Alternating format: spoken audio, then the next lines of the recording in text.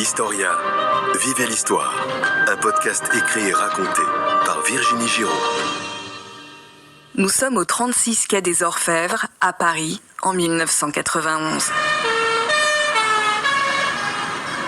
Un policier passe une tête dans le bureau de la commissaire divisionnaire Martine Monteil.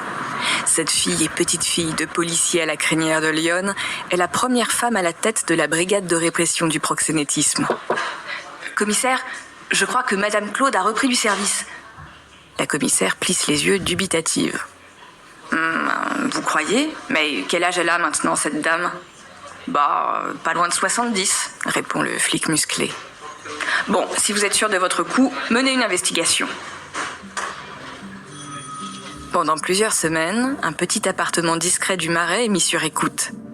Pas de doute, la femme aux cheveux gris qui y vit s'occupe bien de mettre des hommes et des femmes en relation, moyennant une commission.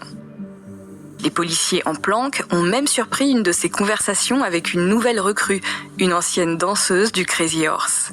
D'ailleurs, ils n'en croient pas leurs oreilles. La maquignonne conseille à cette grande Barbie de faire de la chirurgie esthétique, alors même qu'aucune fille n'entre au Crazy sans avoir un corps parfait, selon les standards de ce cabaret, au centimètre près. Pas de doute, la dame sous surveillance est bien une proxénète. Martine Monteil donne l'ordre de l'arrêter en débarquant chez elle très tôt le matin. Et le lendemain, les policiers de la BRP ramènent au 36 quai des Orfèvres une dame âgée cueillie chez elle à l'aube. La maquerelle a à peine eu le temps de passer un jogging. Elle n'est pas présentable, mais c'est une vraie furie. Elle insulte les policiers, hurle qu'elle ne parlera qu'en présence de son avocat. Les garçons de la BRP, épuisés, frappent à la porte de leur commissaire. Ils n'en peuvent plus de Madame Claude et de ses scandales.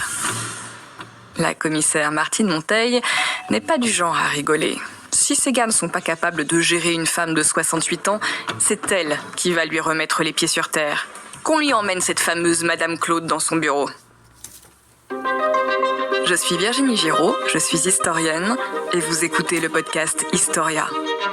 En kiosque et chez tous les marchands de journaux, retrouvez dès le 26 mars et pendant tout le mois d'avril 2026 le magazine Historia consacré aux maisons closes de Napoléon Ier à Marthe Richard. La veuve qui clôt a porté la loi aboutissant à la fermeture des maisons closes en 1946, il y a 80 ans, mais la prostitution n'a jamais disparu.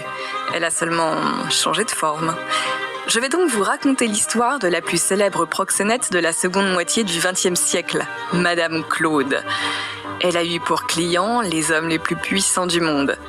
Connaître leurs fantasmes lui donnait un peu trop de pouvoir. Il a donc fallu, à un moment, la faire tomber. Après le récit en 2 parties, je recevrai l'une des meilleures historiennes des affaires de mœurs, Joëlle Chevet, qui viendra nous parler des grandes courtisanes du 19e siècle, des femmes qui ont donné une vision glamour de la prostitution de haut vol, mais à quel prix ? Mais tout de suite, laissez-moi vous présenter une femme peu ordinaire. Madame Claude, la proxénète la plus puissante du monde, épisode 1. Allô, oui ? La vérité.